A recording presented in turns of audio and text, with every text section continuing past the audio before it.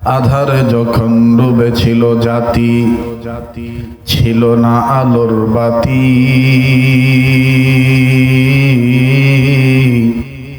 বর্বরতার অন্ধকারে পৌঁছে মানব জাতি। আধারে যখন ডুবেছিল জাতি, ছিল না আলোর বাতি।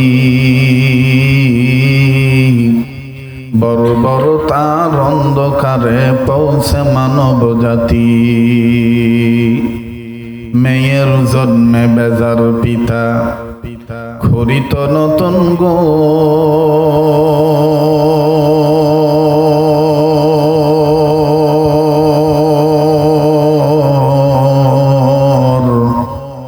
কন্যা সন্তান জন্মিলে মায়ের কাঁপিত সে অন্তর।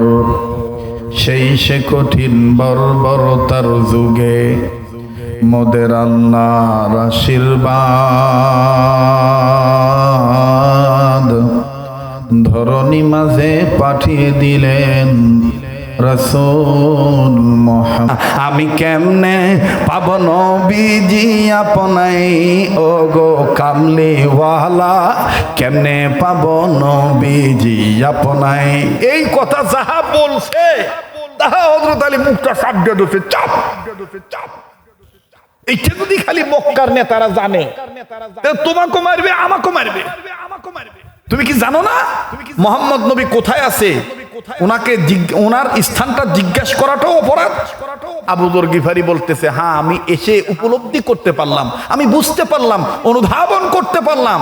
সব শুনশান অবস্থা, কেউ কোনো কথা কয় না। কয়েকজনকে জিজ্ঞাসা করলাম, সবাই খালি কয় চুপ চুপ চুপ। ওই দেখেন নাই কত গত গভর্নমেন্টের আমলে আমরা বক্তারা ওয়াজ করার আগেই থানার থেকে প্রশাসন যায় আমাদের সাথে ভাতও খাইতো, আলু খাইতো, গরুর গোস্ত খাইতো, সবই খাইতো। হ্যাঁ ডাক দেখা হুজুর, দেখে শোনো ওয়াজ করবে। বোঝেন তো আমরা পড়ার চাকরি করি, কথা বলেন না?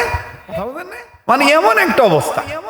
তো হযরত আলী বলতেছেন যে আবু যর গিফারি বলতেছে, কয়েকজনকে জিজ্ঞেস করেছি, সবাই বলছে চুপ, তোমার দান্দা তুমি থাকো, মোহাম্মদ কোথায় থাকে আমরা জানি না। হযরত আলী বলে, ওরা জানে কিন্তু বলবে না। কেন? ওরা আবু জাহেল, উতবা, সাইবাকে ভয় পায়।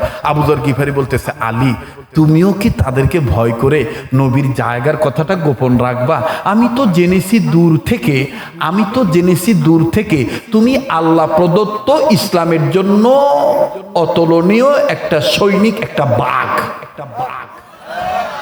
আসাদুল্লাহিল, বলেন আসাদুল্লাহিল গালিব।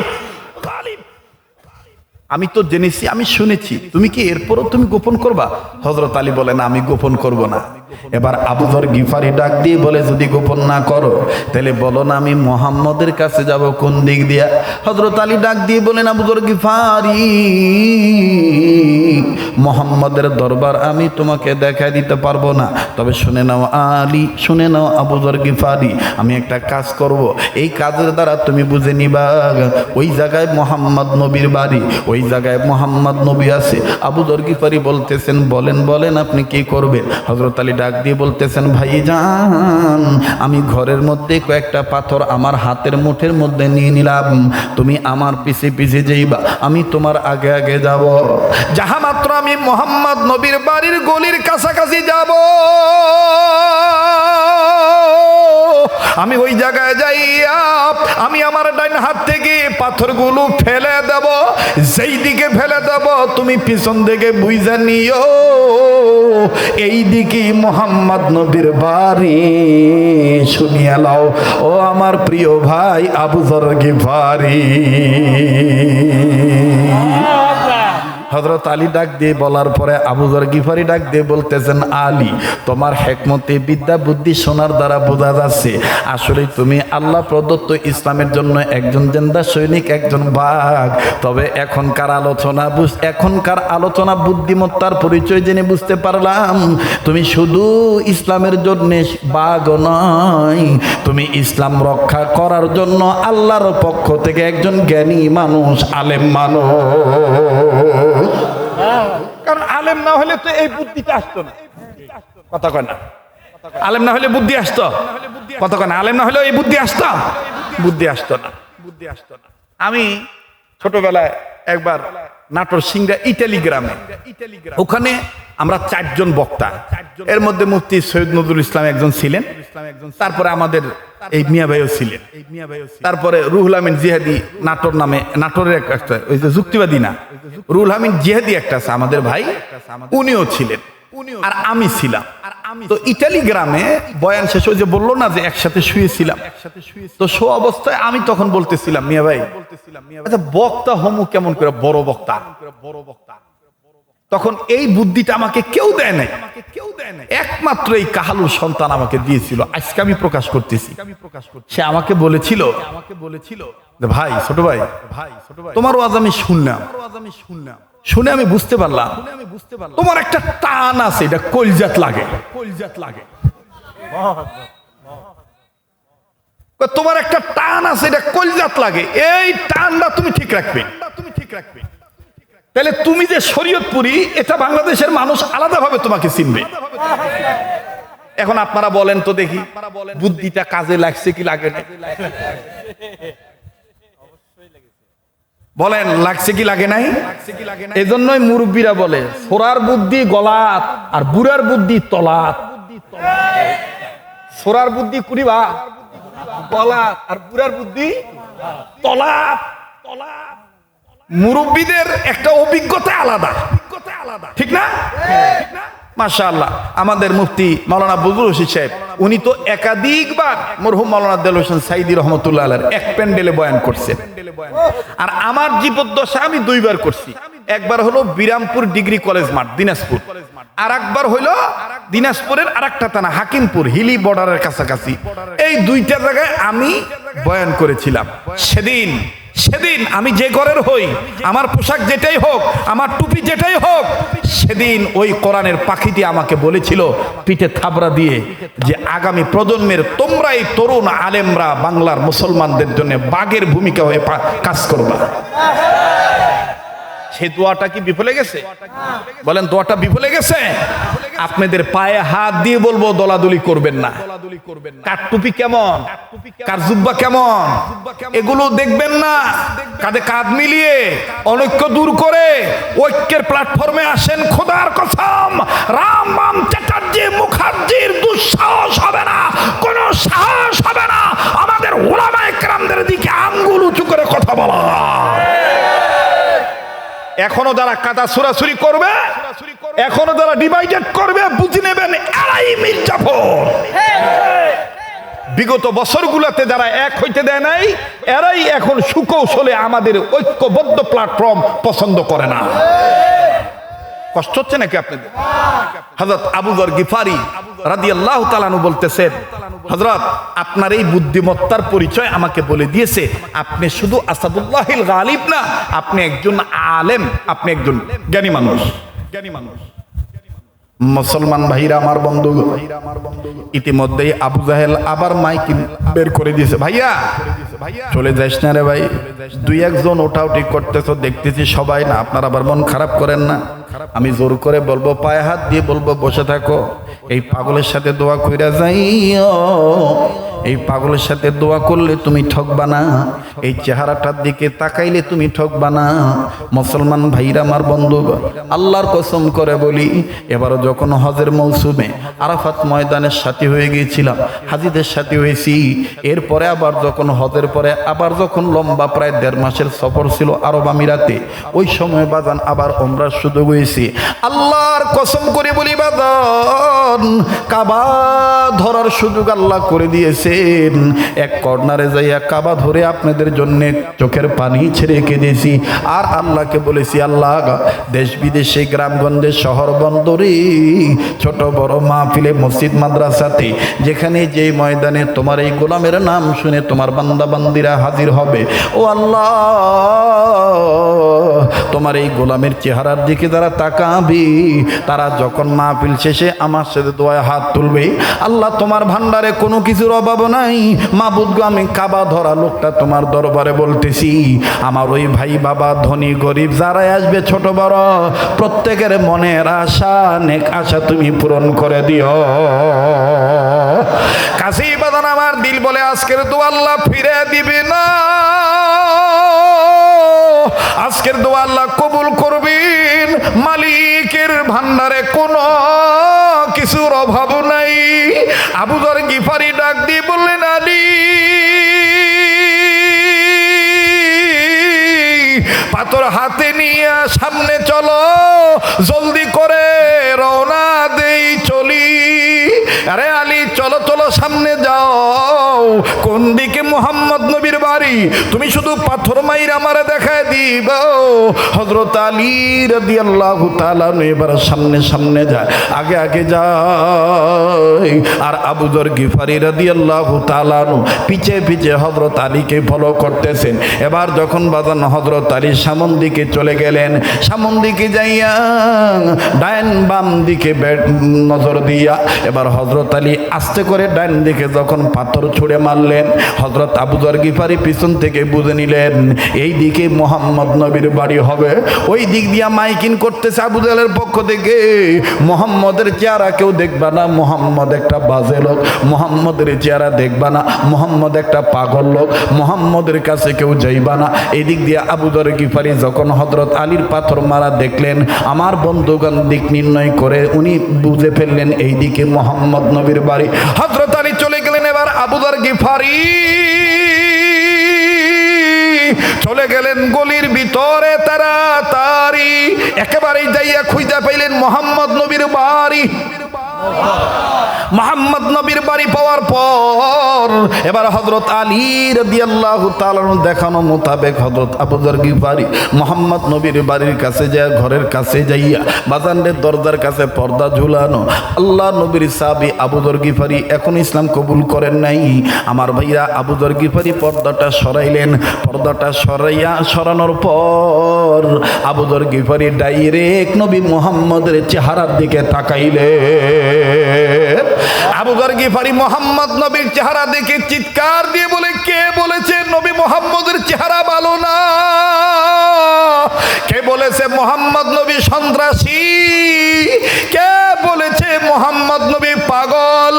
আরে মক্কাবাসী,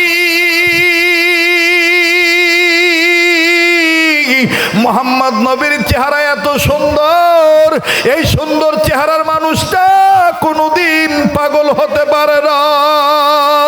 তোরা আমায় বাধা দিয়ে রাখতে পারলি না।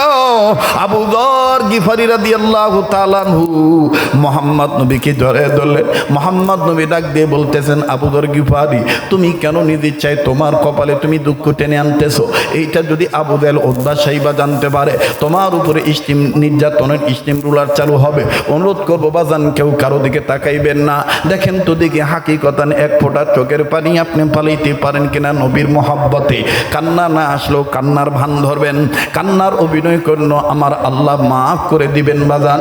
মুহাম্মদ নবী সাল্লাল্লাহু আলাইহি সাল্লামের চেহারা দেখার পর আবু যর গিফারি ডুকরে ডুকরে কান্দার ডাক দিয়ে বলে, আহারে এই চেহারাটার মধ্যে তায়েফের ছেলেরা কেমন করে পাথর মেরেছিল, এই চেহারাটার মধ্যে কেমনে তায়েফের ছেলেরা পাথর মারলো, এই চেহারার মানুষটাকে কেমনে মানুষরা এইভাবে পাগল পাগল বলে আঘাত করে, আমার তো বুঝে আসে না।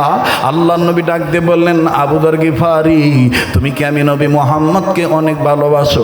আবু যর গিফারি তাৎক্ষণিকভাবে ডাক দিয়ে বলে ফেললেন, এতদিন এরকম ভালোবাসি নাই, আজকে দেখার পর বলে দিতেছি আমার কাছে আমার মায়ের চাইতে বাবার চাইতে এমনকি দুনিয়ার সব চাইতে আপনি নবী সব চাইতে মূল্যবান।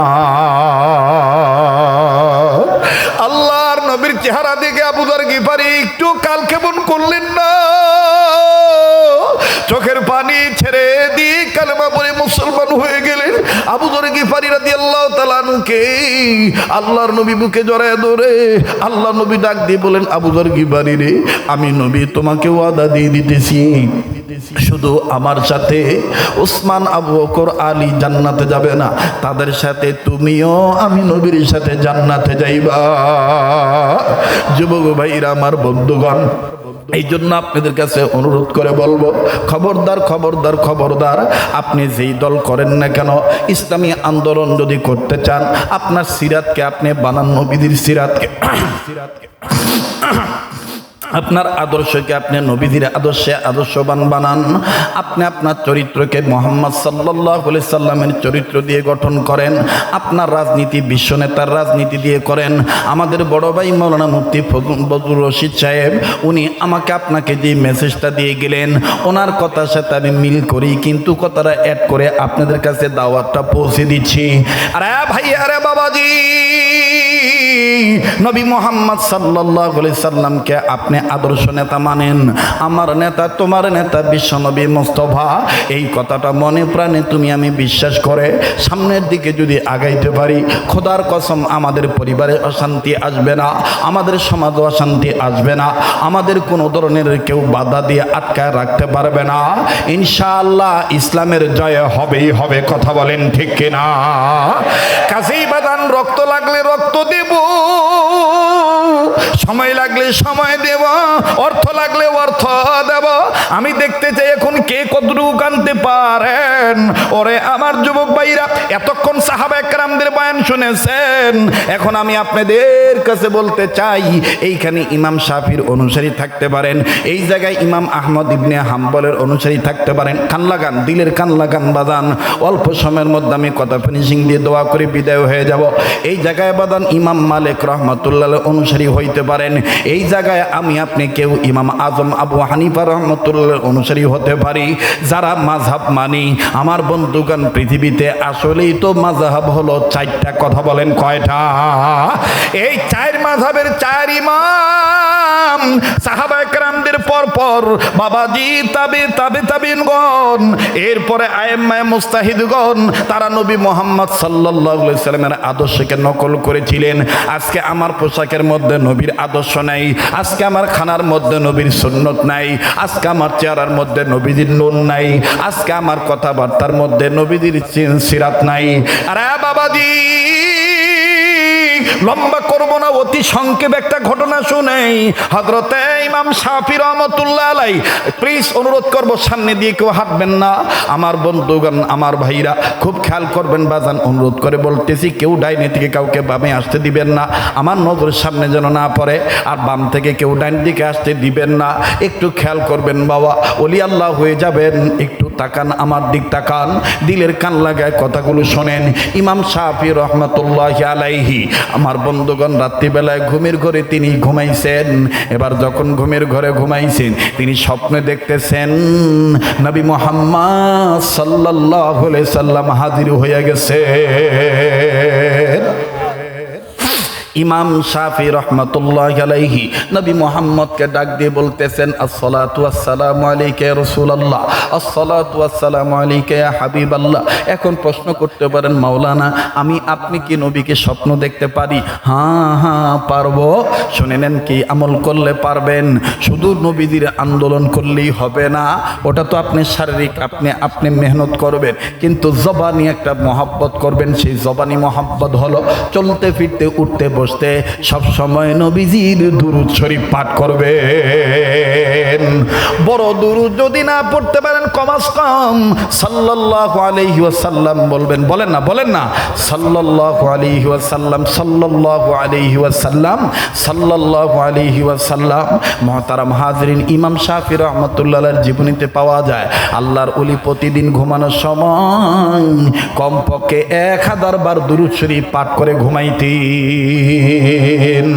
সেই ইমাম শাফি রাহমাতুল্লাহি আলাইহি দুরূদের আমলের বরকতে, সুন্নতের পুরাপুরি ইত্তেবা করার কারণে নবী মুহাম্মদকে যখন স্বপ্ন দেখলেন, এবার আল্লাহর নবী সালামের জবাব দেওয়ার পরে বলে, ইমাম শাফি রে, আমি এমনি তোমার ঘরে আসি নাই, আমি তোমার কাছে আসছি বর্তমান জামানায় জালিম যে জুলুম করতেছে, মাজলুম আমার একজন ওয়ারিস, আমাদের প্রতি নবীদের ওয়ারিস, আমাদের প্রত্যেকটা নবীদের ওয়ারিস, ওয়ারাসাতুল আম্বিয়া ইমাম আহমদ ইবনে হাম্বলকে কারাগারের মধ্যে যেইভাবে আটকায় রাখছি, আমি তোমাকে বলে দিচ্ছি ইমাম শাফি আমার পক্ষ থেকে ইমাম আহমদ ইবনে হাম্বলের কাছে খবরটা পৌঁছায় দিও।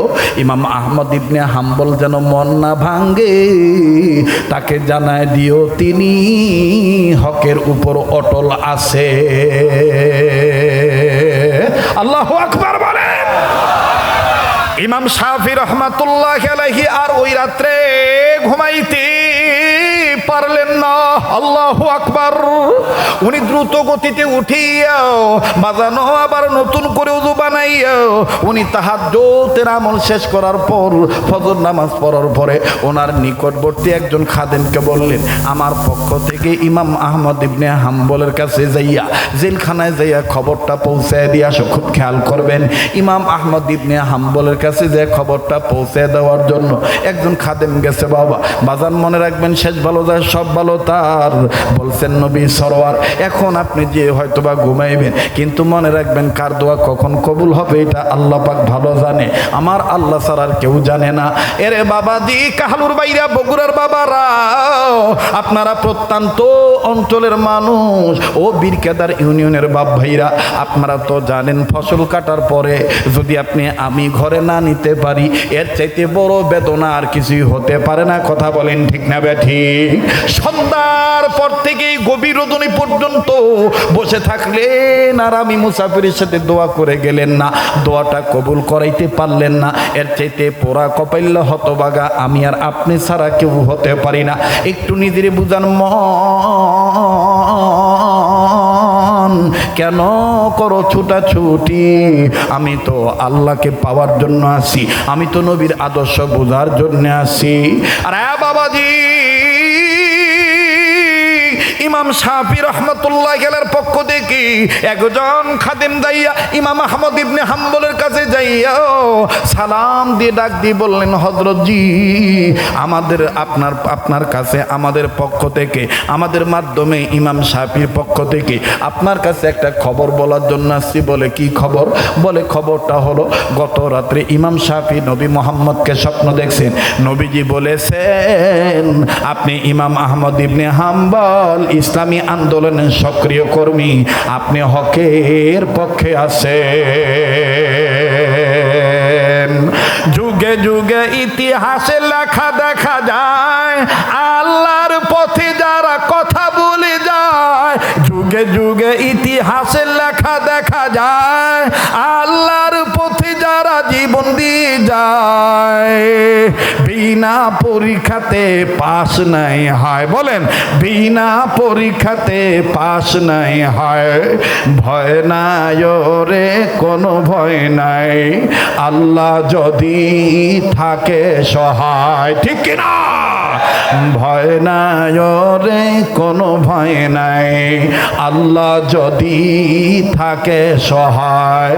দুর্গম গিরিপথ পাড়ি দিয়ে যায়, দুর্গম গিরিপথ পাড়ি দিয়ে যায়। ভয় নাই রে কোনো ভয় নাই, আল্লাহ যদি থাকে সহায়। লিল্লাহ তাকবীর। যুগে যুগে ইতিহাসে লেখা দেখা যায়, আল্লাহর পথে যারা গান গেয়ে যায়। যুগে যুগে ইতিহাসে লেখা দেখা যায়, আল্লাহর পথে যারা গান গেয়ে যায়। বিনা পরীক্ষাতে পাস নাই হয়, বলেন বিনা পরীক্ষাতে পাস নাই হয়। ভয় নাই রে কোনো ভয় নাই, আল্লাহ যদি থাকে সহায়। ইমাম আহমদ ইবনে হাম্বল ডাক দিয়ে বলেন, এত বড় খুশির খবর ये मेरे लिए बहुत बड़ा खुशखबरी है। আল্লাহু আকবার। ডাক দিয়ে বলে, এত বড় খুশির খবর তুমি নিয়ে আসছো। শুনে শুনে নাও, শুনে নাও, নবীজিকে আমি মোহাব্বত করি শুধু আন্দোলন করার মাধ্যমে না। আমার চলন, আমার ফিরুন, আমার উঠুন, আমার বসন, আমার লেনা দানা সব কিছুর মধ্যে নবীর সুন্নত আছে। শুনে নাও, শুনে নাও, শুনে নাও, নবীদের সুন্নত হলো কেউ যদি খুশি সংবাদ নিয়ে আসে তাইলে নবী তাকে খুশি হইয়া হাদিয়া দিতেন। শোনো রে আল্লাহর বান্দা, আমি ইমাম আহমদ ইবনে হাম্বল এই খুশির খবরটা শোনার পরে এখন তোমাকে কি হাদিয়া দেব? লোকটা ডাক দিয়ে কয়, হুজুর আপনি তো এমনি মাজলুম, আপনি তো কারাবন্দী অবস্থায় আছেন, আপনি কি হাদিয়া দিবেন? কষ্ট হইতেছে নাকি আপনাদের? বলে আপনি কি হাদিয়া দিবেন? এবার ইমাম আহমদ ইবনে হাম্বল নিজের গায়ের দিকে তাকায়া বলে, আল্লাহর বান্দা,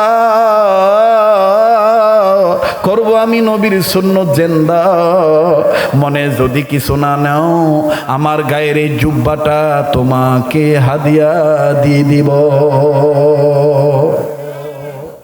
এবার খাদেম কয়, হুজুর, ইমাম শাফির খাদেম ইমাম আহমদ ইবনে হাম্বল কয়, হুজুর আপনার জুব্বা তো দেখতেছি মাঝে মাঝে সিরা ফাড়া। বলে এটা তো বুকের সাইডে, এই দেখো পিঠের সাইডে। এবার ইমাম আহমদ ইবনে হাম্বলের পিঠটা দেখিয়া ইমাম শাফির খাদেম কান্দার ডাক দিয়ে কয়, হুজুর এটা তো মনে হয় চাবুকের আঘাত। বলে হ্যাঁ হ্যাঁ, জালিম আমাকে ইসলামী আন্দোলন করার কারণে, শরীয়তের বিধানকে মানার কারণে, এইভাবে সত্যের বিধান মানার কারণে জালিম বাদশার পক্ষ থেকে আমাকে এভাবে চাবুক মারা হয়েছে। এই চাবুকের বাড়িতে গায়ের চামড়া তো ফেটে গেছে, জুব্বার কাপড়ও ছিঁড়ে গেছে। এই ছিঁড়া জুব্বাটা আমি তোমায় দিব, তবে শুনে নাও, শুনে নাও, এতদিন বাদশার মার চাবুকের আঘাত অনেকটা সহ্য করতো আমার জুব্বার কাপড়, কিন্তু এই জুব্বাটা দেওয়ার পর এখন সরাসরি আমার পিঠের মধ্যে লাগবে, আমার চামড়া ফেটে যাবে। যাই যাই যাক, আমার চামড়া ফেটে যাক, কিন্তু আমি আমার নবীজির সুন্নতকে বাদ দেব না। এই কথা বলে ইমাম আহমদ ইবনে হাম্বল নিজের গায়ের জুব্বাটা খুলে দিয়ে দিলেন। ভাইয়া, ইমাম শাফি রহমাতুল্লাহর কাছে যে খাদেম গেছে, খাদেম দিয়ে কেবলমাত্র দাঁড়াইছে, ইমাম শাফি ডাক দিয়ে বলতেছে, খুশির খবর বলছো, ভালো কথা, কি হাদিয়া দিছে? কি হাদিয়া দিছে? সুবহানাল্লাহ কোন? বলে তোমাকে কি কোনো কিছু হাদিয়া দেয় নাই? ওনার গায়ের জুব্বাটা কি তোমাকে দেয় নাই? এবার ইমাম শাফিকে খাদেম ডাক দিয়ে বলে, হুজুর আপনি কেমনে জানলেন আমাকে জুব্বা দিয়েছে? বলে এক আল্লাহর ওলির সাথে আর এক আল্লাহর ওলির কানেকশন আল্লাহর মাধ্যমে আছে। আল্লাহু আকবার বলেন। ডাক দিয়ে বলে, হ্যাঁ হ্যাঁ, জুব্বা আমাকে দিয়েছে। বলে কই জুব্বাটা আমাকে দাও, কিছু সময়ের জন্য আমি ইমাম শাফিকে জুব্বাটা দাও, আমি এরপরে তোমাকে দিয়ে দেবো। দেখেন ভাইরা আমার, ইমামদের মধ্যে আইম্মায়ে মুস্তাহিদগণদের মধ্যে নবীদের সুন্নতের ইত্তেবা কেমন ছিল, নবীদের আদর্শকে তারা কেমনে নকল করছে। এবার ইমাম শাফি জুব্বাটা নিলেন, জুব্বাটা নিয়া আমার বন্ধুগণ একটা বালতিতে অথবা কোনো এক পাত্রে পানি নিয়ে জুব্বাটা ভিজাইলেন। জুব্বাটা ভিজাইয়া জুব্বার ভিজানো পানি ইমাম শাফি রহমতুল্লাহ আলাইহি একটা বোতল ভরে রাখলেন, বোতল জাত করলেন। খাদেম জুব্বাটা পাওয়ার পর কয়, হুজুর দিলাম শুকনা জুব্বা, দিলেন ভিজা জুব্বা, বুঝলাম না, আর আপনি কেন জুব্বাটা ভিজাই দিলেন? ইমাম শাফি ডাক দিয়ে বলতেছেন, আল্লাহর বান্দা, ইমাম আহমদ ইবনে হাম্বল আশিক রাসূল সুন্নতালা উম্মত, আমি ইমাম আহমদ ইবনে হাম্বলের জুব্বাটা ভিজানো পানিটা বোতলে রেখে দিলাম। আমি মৃত্যুর আগে আমার পারিবারিক সদস্যদের কাছে বলে যাব, আমার মরার উপর আমার শেষ গোসলটা যেন নবীর আশিক রাসূল সুন্নতওয়ালা মর্দে মুজাহিদ ইমাম আহমদ ইবনে হাম্বলের জুব্বা ভিজানো পানি দ্বারা করানো হয়। আমার দিলের বিশ্বাস, এই আশিক রাসূলের জুব্বার পানির দ্বারা আমি গোসল করলে আল্লাহ পাক আমাকে মাফ করে দিতে পারে।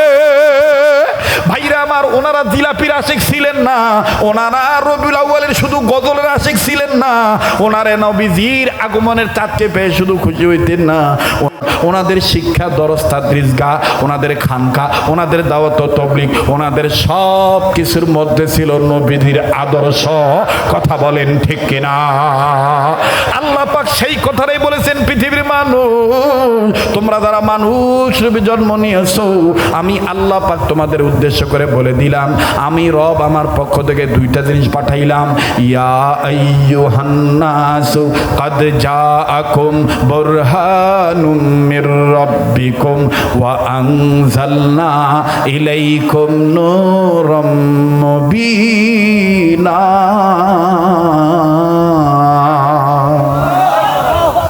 বাস, কেউ উঠাউঠি করবেন না। মাশাআল্লাহ, মাশাআল্লাহ। হ্যাঁ, কয়বার রে? একবার তো হইছে, একবার তো হইছে।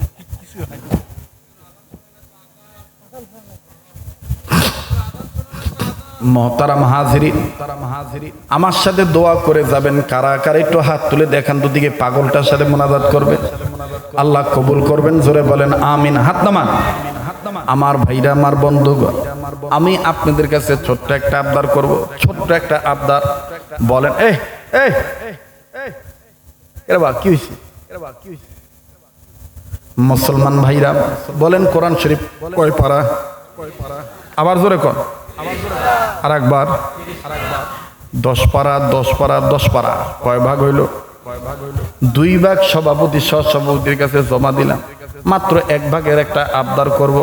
দেখতে চাই কারা কারা নবীজির সিরাতকে মেনে নিয়া আল্লাহ রসুলের ভক্ত, আশিক রসুল উম্মত হইয়া এই ময়দানে 10টা ব্যক্তির কাছে নয় বাদান, সবাই মিলে মাত্র 10,000 টাকা, 10 পারা কোরআন শরীফ, 1 ভাগ কোরআন শরীফকে মহব্বত করে একটু দেখতে চাই এই কাবা ধরা হাতে হুজুর 500 খান টাকা আমি নবীদের এই সিরাত সম্মেলনে বয়ান শুনে উম্মতের আলেমের হাতে দিলাম। আপনি আমার জন্য দোয়া করবেন। কত ভাইয়ের চাকরির ব্যবস্থা হয় না, কত ভাইয়ের ব্যবসা বাণিজ্যে বরকত হয় না, কত ভাইয়ের কঠিন রোগ দূর হয় না। বাবাজি, কার দোয়া কখন কবুল হবে এটা আল্লাহ পাক ভালো জানে। 10,000 টাকা আমি দেখতে চাই। মাশাআল্লাহ, কি নাম? মাশাআল্লাহ, জাহাঙ্গীর আলম ওসমানী। 500 খান টাকা নগদ। আল্লাহ দানের খবর মদিনায় পৌঁছে দেন, জানে মালে বরকত দিয়ে দেন। আয় আল্লাহ, আপনার আরেকজন গোলাম মাশাআল্লাহ 200 খান টাকা আল্লাহ আপনি কবুল করেন। মুসলমান ভাইরা আমার, আর 9,300 খান টাকা আমি আপনাদের কাছে চাই। কোরআন শরীফের মহাব্বত অন্তরে নিয়ে নবীর সিরাতকে ভালোবাসিয়া দেখতে চাই বাদান 300 মাস। কি নাম? আমিনুল ভাই আমার 500 খান টাকা নগদ আল্লাহ আপনি কবুল করে, জানে মালে বরকত দিয়ে দেন। বাজান, না পারলে না দিবেন, কিন্তু চলে যাবেন না বাবা। এই পাগলের হাতে টাকা দিলে আপনি ঠকবেন না। টাকা একটা নিয়ত করে দিবেন। মাশাআল্লাহ, আল্লাহ আপনি না, এই কোনাটাই বেশি ডিস্টার্ব দিচ্ছে। রে বুগরার ভাষা কোয়া লাগে, তোর কেলাচ্ছু কেন রে? অত কেন তোরকে হাসি? মাশাআল্লাহ, আল্লাহ আপনার একজন বান্দা 500 খান টাকা, আল্লাহ আবির ভাই 200 খান টাকা রব্বে কাব আপনি কবুল করেন। 10 পারা কোরআন শরীফকে আমি একটু মিলাইতে চাইছি বাবা, আল্লাহ পাক কবুল করবেন ইনশাল্লাহ। কত টাকা পয়সা কত জায়গায় নষ্ট হয়ে যায় বাবাজি। কোনো জায়গায় বাংলাদেশ বলেন, বিদেশ বলেন, আর দেশ বলেন, কোনো জায়গায় হাত বিছায় মাহরুম হয় নাই। আর ভাই, আল্লাহ পাক আপনাদের বরকতে সেই যে কতদিন ধরে ওয়াজ নসিহত করতেছি, আগের যে গলা বাজান, ওই গলার ওই সুর আল্লাহ ওই রকমই রাখছে, ওই শক্তি ওই রকমই আল্লাহ রাখছে বাজান। বলেন তো বাজান, এটা কার দান? আবার বলেন কার দান? এই মহাব্বত কোরআনকে ভালোবাসিয়া হুজুর আমার বেটা বেটিটা যেন লেখাপড়ায় উত্তীর্ণ হতে পারে, তারা যেন সাকসেস হইতে পারে। হুজুর আমার বেটার বিদেশ যাওয়ার জন্য টাকা জমা দিয়ে আটকা পড়ে আছে। এই কাহালুর অনেক সন্তানদের সাথে সৌদি আরবে দেখা হয়ে যায়, দুপচাচিয়ার অনেক সন্তানদের সাথে দেখা হয়ে যায়। আর ভাইয়া, সৌদি আরবের জমিনে মক্কা শরীফে দুপচাচিয়া আমাদের একজন ভাই আছে, রাজা ভাই। বলেন কি ভাই? আবার কোন কি ভাই? রাজা ভাই। মক্কা শরীফে গেলে বাজান আলেমদের জন্য অস্থির হয়ে যায়। রুম ফ্রি, খানা ফ্রি, মেহমানদারি ফ্রি। সুবহানাল্লাহ কবেন না? তার বাড়ি হলো দুপচাচিয়া বাজান। আমাদের ঢাকার অনেক হুজুররা বলে উত্তরবঙ্গের মানুষ এরকম হয় নাকি? বলি সবাই জানেন না, উত্তরবঙ্গের মাটিও মানুষ যারে একবার প্রেমের নজরে শক্তভাবে আল্লাহ এবং আল্লাহ নবীর জন্য মহাব্বত করে ধরে, তার জন্য জীবন দিত রাজি থাকে। কথা বলেন ঠিক কিনা? আরে ভাইয়া, এই জন্য দুপচাচিয়াবাসীর কাছে, এমনকি কাহালুবাসীর কাছে আমি অদম সারা জীবন ঋণী থাকবো। মক্কা মদিনায় আপনাদের অনেক মহাব্বত পাই। আল্লাহ আমার একজন ভাই, আপনার একজন বান্দা আশিক ভাই 200 খান টাকা, আল্লাহ আপনি দানকে কবুল করিয়ে নেন, দানের খবর মদিনায় পৌঁছে দেন, জানে মালে বরকত দিয়ে দেন, বলেন আমিন। ভাইয়া 200 খান টাকার আবদার করেছি, 10টা 1000 টাকা, 10-এর লরি 1-এর বোঝা, সবার একটু অল্প অল্প করে সবার দান আমি একটু মিশাইতে চাই ভাইয়া। এই মুসাফির মানুষ আপনার কাছে আবদার করেছি, কত টাকা পয়সা কোথায় নষ্ট হয়ে যায়। আমার বন্ধুগণ, আপনার 200 খান টাকা, আপনার 100 খান টাকা, আপনার 500 খান টাকা, একটা 1000 টাকা আপনি কোরআনের মাহফিলে দিলেন, সিরাতের মাহফিলে দিলেন, নবীদের সিরাত গ্রন্থের আলোচনার উপরে দিয়ে দিলেন। আল্লাহ পাক এই মহাব্বতকে, এই সামান্য মহাব্বতকে আল্লাহ পাক বিশাল আকারে কাল হাসরের ময়দানে আমার বন্ধুগণ নবীদের কাছে আপনাকে পৌঁছায় দিতে পারে, নবীদের সাথে হাসর নাসর হয়ে যাবে। আল্লাহ আপনার একজন আনিস নামে একজন বান্দা 200 খান টাকা, আল্লাহ আপনি কবুল করেন, আল্লাহ দানের খবর মদিনায় পৌঁছায় দেন, জানে মালে বরকত দিয়ে দেন। ভাইয়া যদি তোমার কাছে 200 খান টাকা থাকে, 100 খান টাকা যদি থাকে, একটা শামীম ভাই নামে 500 টাকা, আল্লাহ আপনি কবুল করেন। এত দূর কেমন করবেন? মাশাআল্লাহ। আল্লাহ আমার আর এক যুবক ভাই 200 খান টাকা, আল্লাহ আমার আর এক ভাই 200 খান টাকা, রব্বে কাব আপনি কবুল করেন। ইয়া আল্লাহ আপনার আর একজন বান্দা 100 খান টাকা, আল্লাহ আপনার আর একজন বান্দা 100 খান টাকা, রব্বে কাব আপনি কবুল করেন। মাশাআল্লাহ মাশাআল্লাহ। আমার স্নেহের মাওলানা এইচ.এম. মেহেদী হাসান সিদ্দিকীর বাবা আমার হাতে 200 খান টাকা দিয়েছি, আল্লাহ কাকা 500 খান টাকা দিয়েছি, আল্লাহ কাকা জনের হায়াতের মধ্যে বরকত দিয়ে দাও, তার সন্তানকে আরো সন্তান হিসেবে কবুল করে নাও, গোটা জাতির জন্য তুমি নিয়ামত আকারে কবুল করে নাও, জোরে বলেন আমিন। আরো যারা দান করছে প্রত্যেকটা দানকারীর দানকে তুমি কবুল করে নাও, মাবুদ গো সবার জন্য দানকে তুমি খায়রের ফয়সালা করে দাও, শান্তির ফয়সালা করে দাও। বাজান পারলে দিবেন, না পারলে না দিবেন, কিন্তু আপনি চলে যাবেন না। চলে যাওয়া মানে নবীজির সিরাতকে অস্বীকার করা, নবীজির কোরআনকে অবজ্ঞা করা, আলেম ওলামাকে তুচ্ছ-তাচ্ছিল্য ভাবা।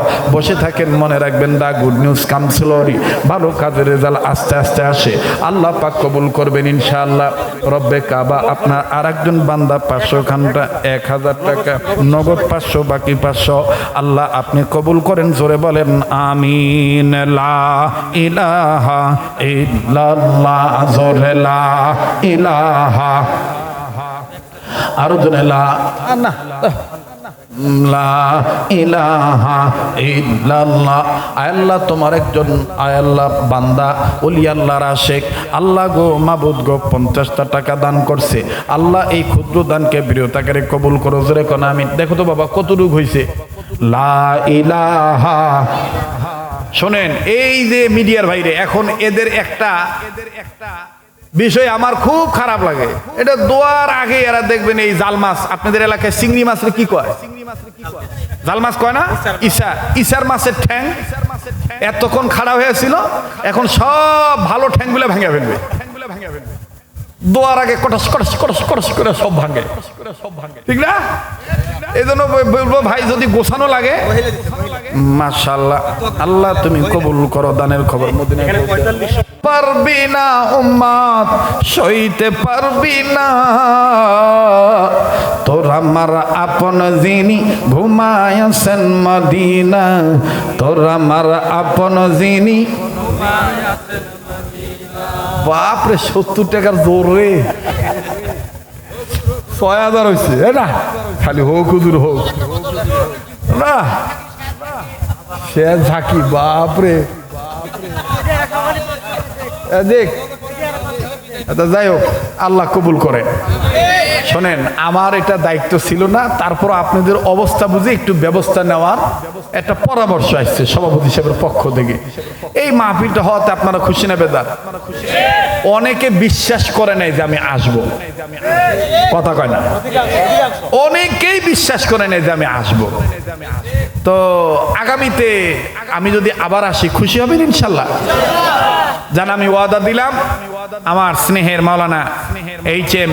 মেহেদী হাসান সিদ্দিকী যদি যোগাযোগ ঠিক রাখে, আল্লাহ যদি আমাকে বাঁচায় রাখে, আগামীতে আমি আবার আসব। তবে আমার অনুরোধ থাকবে, আবার আগামীতে আমার শ্রদ্ধেয় বড় ভাই মাওলানা মুফতি বজলুর রশিদ মিয়া ভাইকেও রাখা চাই, কথা বলেন ঠিক কিনা? আল্লাহ কবুল করেন, জোরে বলেন আমিন। কে করে দুই মলবি এক খেতার তলে ছুটতে পারে না। এলা ভুয়া কথা, ঠিক কিনা ভাই? মন থাকলে, মন ভালো থাকলেই হয়, ঠিক না? আমরা বড়দেরকে সম্মান করব, বড় আমাদেরকে স্নেহ করবে, আর বড় ছোটের মাঝে আমাদের মধ্যে যারা আলেম আছে আমরা তাদেরকে সম্মান করব, ঠিক কিনা বলেন? শ্রদ্ধা করব, নবীর উম্মতের কাতারে আমরা গণ্য হতে পারবো, ঠিক কিনা? আলেম ওলামা যেখানে, আলেম ওলামা যেখানে। শোনেন, সম্ভাবনাময় একটা মেসেজ দিয়ে যাচ্ছি, প্রস্তুত থাকবেন। বিগত সময়ে মাহফিলগুলো বাধা দিত লিস্ট করা ফ্যাসিস্টদের, চেসিস্টরা, ফ্যাসিস্ট আর চেসিস। চেসিস হলো গাড়ির বডি, কথা কয় না? ওরা তো হলো ইন্ডিয়ান বডি। ফ্যাসিস্টের দালাল যারা, তারা তো ইন্ডিয়ান মার্কা, কথা কয় না? ওরা বাধা দিত আগামীতে হয়তোবা স্বার্থে আঘাত আসার কারণে গোপন ভাবে বাধা দেওয়ার চেষ্টা চালাবে। নিজ নিজ অবস্থায় অবস্থান করে সকল প্রকার বাতিলদের মোকাবেলা করতেই হবে, কথা বলেন ঠিক কিনা? আল্লাহ কবুল করেন, জোরে কোন আমিন। আবার জোরে কোন আমিন। খালি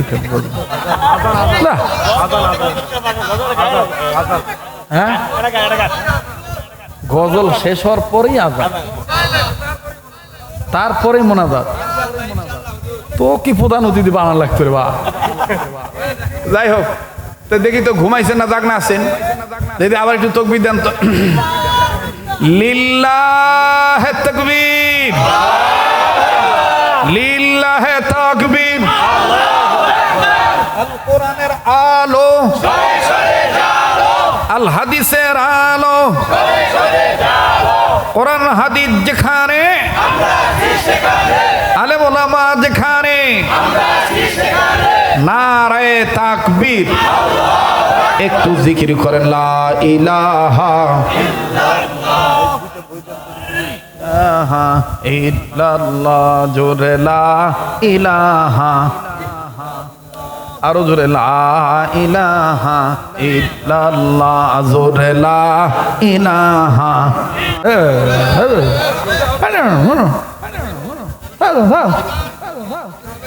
দিন দুনিয়ার মালিক তুমি রব্বুল আলামিন, মানবতার কল্যাণেতে হাদিয়া দিলেন রহমাতুল লিল আলামিন, রহমাতুল লিল আলামিন, রহমাতুল লিল আলামিন। মারহাবা কন। দিন দুনিয়ার মালিক তুমি রব্বুল আলামিন, মানবতার কল্যাণেতে হাদিয়া দিলেন রহমাতুল লিল আলামিন, রহমাতুল লিল আলামিন, রহমাতুল লিল আলামিন, রহমাতুল লিল আলামিন। যেই আয়াতগুলো পড়ছি ওয়াজে, সব আয়াতের অর্থের সাথে আমার এই সঙ্গীতটা মিল পাবে। ওই কারোটা শুনা করছি না বা, কথা কয় না। দিন দুনিয়ার মালিক তুমি রব্বুল আলামিন, মানবতার কল্যাণেতে হাদিয়া দিলেন রহমাতুল লিল আলামিন, রহমাতুল লিল আলামিন, রহমাতুল লিল আলামিন। মানুষ যেন গোমরা না হয় মালিক,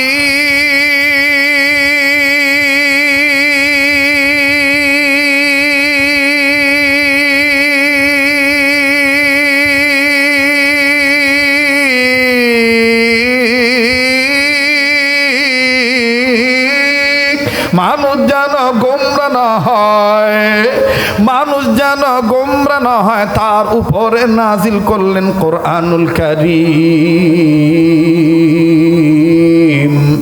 দিন দুনিয়ার মালিক তুমি রব্বুল আলামিন, বলেন দিন দুনিয়ার মালিক তুমি, আবার দিন দুনিয়ার মালিক তুমি।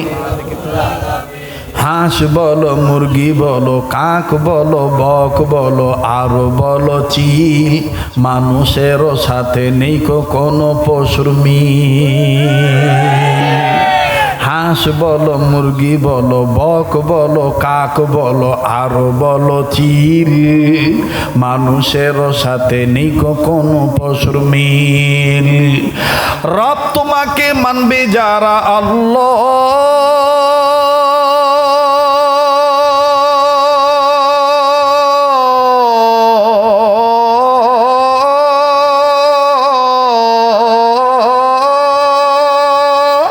রব তোমাকে মানবে যারা, রব তোমাকে মানবে যারা, তারা হবে জান্নাতে দাখিল। দিন দুনিয়ার মালিক তুমি রব্বুল আলামিন, জোরে দিন দুনিয়ার মালিক তুমি আমিন। আবার দিন দুনিয়ার মালিক তুমি রব্বুল আলামিন, দিন দুনিয়ার মালিক তুমি রব্বুল আলামিন। মানবতার কল্যাণেতে হাদিয়া দিলেন রহমাতুল্লিল আলামিন, রহমাতুল্লিল আলামিন, রহমাতুল্লিল আলামিন। মানুষ যেন গোমরা না হয়, মানুষ যেন ধ্বংস না হয়, মানুষ যেন গোমরা না হয়, তার উপরে নাজিল করলেন কোরআনুল কারীম। দিন দুনিয়ার মালিক তুমি রব্বুল আলামিন, দিন দুনিয়ার মালিক তুমি রব্বুল আলামিন। মাশাআল্লাহ।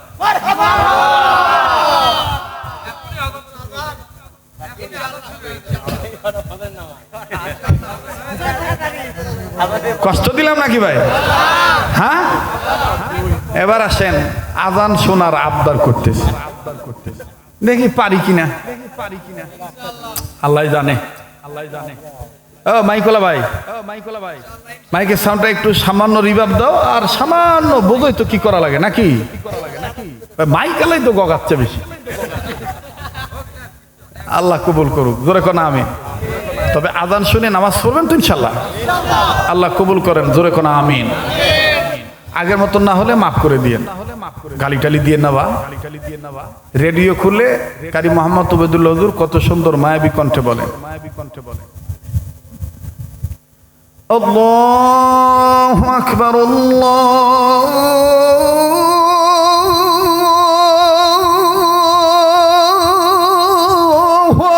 আকবার।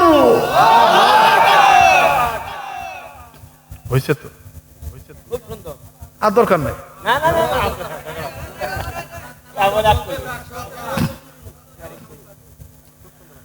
আল্লাহু আকবার,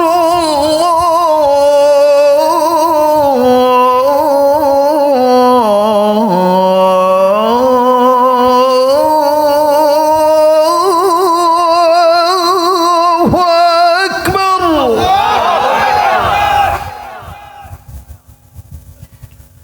আশহাদু আল্লা ইলাহা ইল্লাল্লাহ,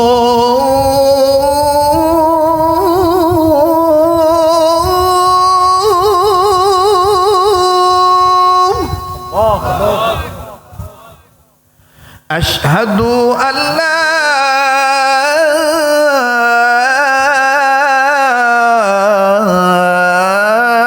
ইলাহা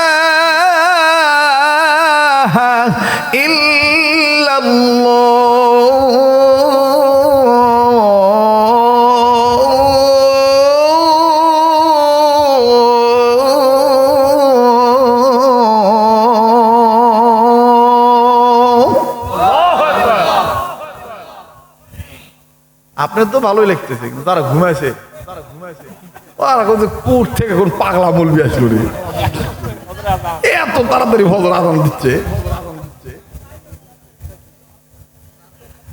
আচ্ছা দেখ আন্না, অনেকে বলে এটা মক্কা মদিনার সুর, আসলে এটা বাংলাদেশের আজান। মক্কা আর মদিনারটা আলাদা। মক্কাতে যখন দেয় তখন মসজিদে হারাম, মক্কাতুল মুকাররমায় একটু মোটা কণ্ঠে বলে আল্লাহু আকবার, আল্লাহু আকবার।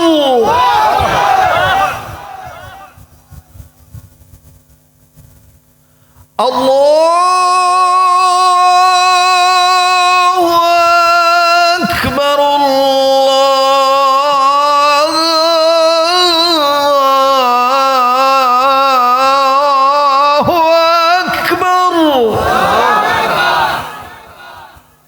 এটা হলো মক্কা। আর মদিনায় যখন দেয়, মদিনায় আর একটু নরম কণ্ঠে চিকন কণ্ঠে বলে, বলবো বাড়ি যাবেন না? এ কোন তোবারক আছে নাকি? সভ্য না, আমি তোবারক আছে নাকি? না, আপনি আছেন, পোলাও দিয়ে আবার কি করবো?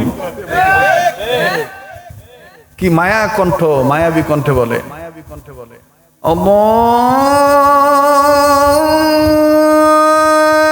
আল্লাহু আকবার,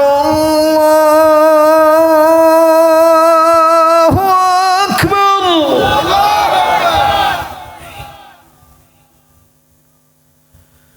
আল্লাহু আকবার, আল্লাহু আকবার। আল্লাহ পাক আমাদের সবাইকে সহিভাবে আজান শুনে এবং আজান দেওয়া এবং আজানের ডাকে সাড়া দিয়ে নামাজ কায়েম করার তৌফিক দান করেন। তবে এগুলো হলো সুরের আজান, আর সুন্নতি আজান হলো, নুরানি আজান হলো আমাদের এই যে জামিল মাদ্রাসায় দেওয়া হয়, এবং আমাকেও আমার ওস্তাদ আমাকে শিখাইছেন সুন্নতি আজান, যেটা সুন্নতি লেহান। বলবো? বলেন, বলবো? মায়া করে বলে, আল্লাহু আকবার, আল্লাহু আকবার, আল্লাহু আকবার, আল্লাহু আকবার। এটার মধ্যে রং ঢং নাই। আশহাদু আল্লা ইলাহা ইল্লাল্লাহ, আশহাদু আল্লা ইলাহা ইল্লাল্লাহ। কিন্তু এখনো আমাদের দেশে আজান দেয়, দেখবেন অনেক জায়গায় এখনো আজান দেয়, বেতন কমের আজান, ঘুম আসার আজান, ঘুম ভাঙার আজান দিতে পারে না। বেতন কম দেয়, কি করবে? কথা বলবো? আল্লাহু আকবার, আল্লাহু আকবার।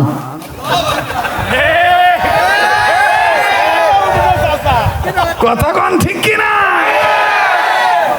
এই যে মিডিয়ার ভাইরা, আপনাদের কাছে অনুরোধ করব, আপনারা এটাকে কাটিং করে দিবেন না।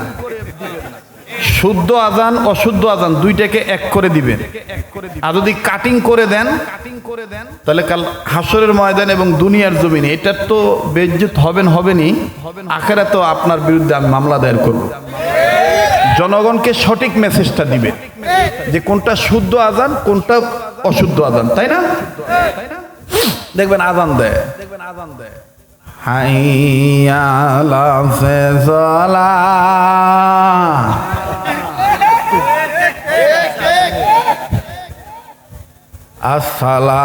আসসালাতু খায়রুম মিনান নাওম।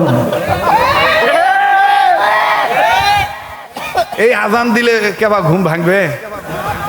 কথা কয় না, ঘুম আরো আসবে। আজান দিতে হবে মুজাহিদের মতো, ইসলামের দাওয়াত দিতে হবে শুদ্ধভাবে। হাইয়া আলাস সালাহ,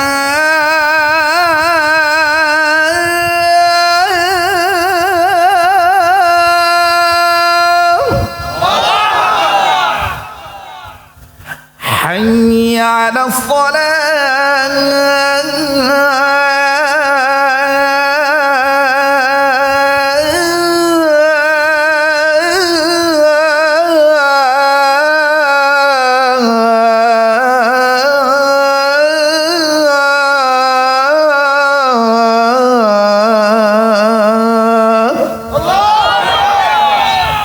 ঘুম ভাঙবে না?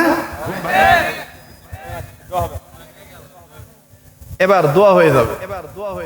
যে যেখানে আছেন, আমি তো বুঝছি শরীরের মধ্যে আবার একটা জোশ পয়দা হয়েছে যে হুজুর যদি আরো আধা ঘন্টা থাকে তো আরো আধা ঘন্টা শুনবো। না থাক, আল্লাহ কবুল করুন। ওরে বাপ রে বাপ, সভাপতিও দিয়ে মুদে গেছে বা সভাপতি কয় হাই আলাল বলাটা শেষ করেন। হাইয়া আলাল ফালাহ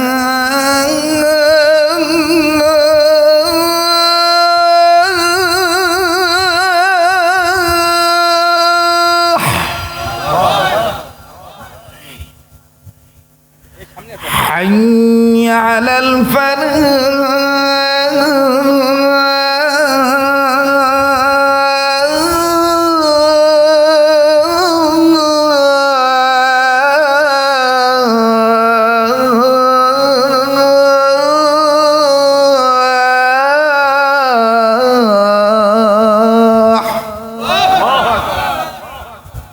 الصلاة خير من النوم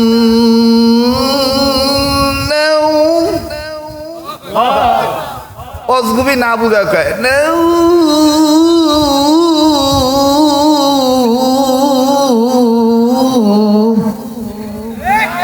এটা ভুল, এটা ভুল। আসসালাতু খায়রুম মিনান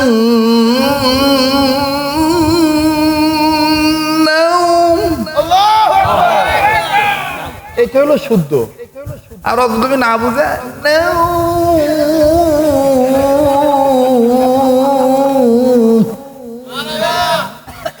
মানে যা কয় তাই সুর দিয়া কয়। ওই নোয়াখালী থেকে এক হুজুর আসছে মৌলভী কারি, ওর কাছে যা কওয়া লাগবে কারিয়ানা সুরে। তোর 7 বেটার এক বেটা একদিন পানি পড়ছে, ছাত্র একটা দেখছে পানি ডুবা মরিচ্ছে।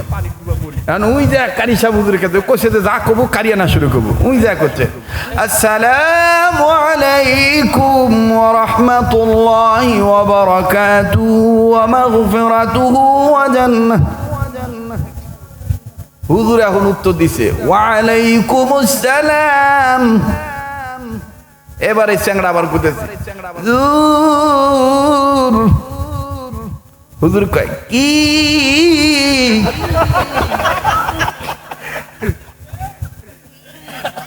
হুজুর আপনার কয়টা বেটা? আমার 7 বেটা। হুজুর 7 বেটার মধ্যে কোন বেটা জানি পানিতে পড়ে গেছে। হুজুর এতক্ষণ হারামি আমার বেটা পড়ে গেছে পানিতে, এটাও কারিয়ানা সুরে কলা। হুজুর আমার দোষ কি? আপনি তো করছেন যা কবু কারিয়ানা সুরে কবু। তো সব জায়গায় কারিয়ানা সুরে যাওয়া লাগে না, বুঝে শুনে টান দেওয়া লাগে। কথা কোন ঠিক কিনা? তাহলে আজকের এই সিরাত মাহফিলে এটাও একটা শিক্ষা হয়ে গেল। আসসালাতু খায়রুম মিনান নাওম। ঠিক আছে না? আল্লাহ কবুল করেন, বলেন আমিন। আরেকটা কথা বলে দিই, যারা কবরের আযাব থেকে মুক্তি পেতে চান, মরণের সময় ঈমান নিয়ে মরতে চান, আযানের জবাব দিবেন, ইকামতের জবাব দিবেন। আল্লাহ কবুল করেন, জোরে কোন আমিন। সর্বশেষ অনুরোধ করে বলবো ভাইয়া, যারা অনর্থক দাঁড়িয়ে আছেন, বসে থেকে দোয়া করা আদব। যদি বসার জায়গা না থেকে আপনি দাঁড়িয়ে থেকে দোয়া করবেন, সমস্যা নেই। মেহেরবানি করে দোয়া না করে কেউ যাবেন না বাবা, কেউ যাবেন না। আমার দিল মাশাআল্লাহ, আপনাদের আচরণ খুব ভালো লাগলো। আসলে ওলামায়ে কেরামরা যেখানে থাকে সেখানে আলাদা একটা রহমত বরকত থাকে। কথা কোন ঠিক কিনা? আল্লাহ পাক কবুল করেন, বলেন আমিন। এই যে মেহেদি হাসান সিদ্দিকী প্রমাণ করে দিছে, খালি উই পরের বাইত খায় না, ওর মাধ্যমে মৌলবীদেরকে উইও খাওয়ায়। কথা কয় না? ঠিক আছে না?